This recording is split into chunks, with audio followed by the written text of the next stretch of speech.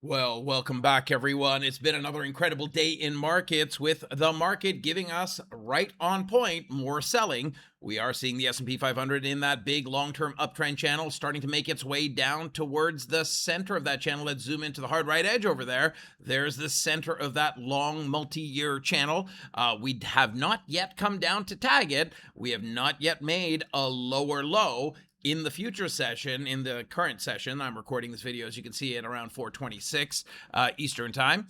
We have not yet made that lower low versus the lows yesterday, but we are seeing technical signals that would support a continuation down. Now, where is this market likely going to go if we breach that center line? Well, we'd be deeply oversold, of course. We'd be coming down to the bottom of the weekly pivot range, and it would open the door for this range to potentially be traversed. Now, that's not necessarily something that will happen all in one day, but we are going to let the NASDAQ give us a little bit of an edge on whether or not it's likelier to happen. And the NASDAQ, which has been the index that's been large and in charge and giving us the idea of whether things can actually continue to move forward, and retrace back up or sell back down. It's the index that we want to see come back down below yesterday's lows to really clinch the deal that the primary market and the NASDAQ are going to have another big leg down. We don't know that just as of yet.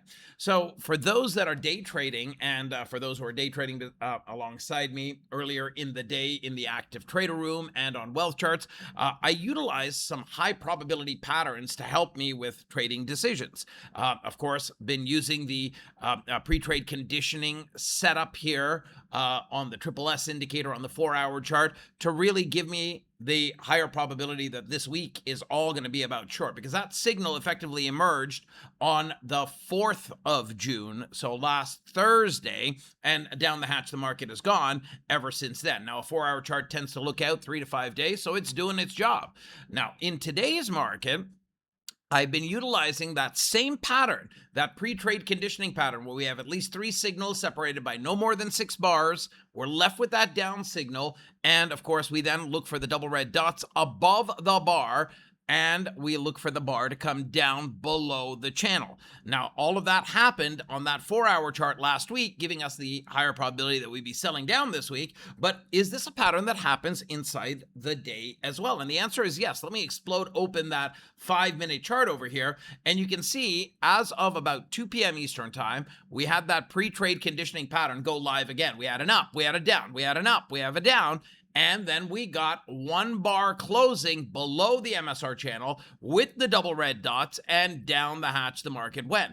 So that was a trade from in and around the 73.20 area all the way down into the 72 low 60s. So an incredible move. Now, I did take advantage of these types of patterns in my trading today. I'll share with you some of the results of that. I traded 3 separate accounts, all separately, and have been able to gross just under 4,900, just over $4,870 across those 3 accounts, trading them separately, each individually, one at a time.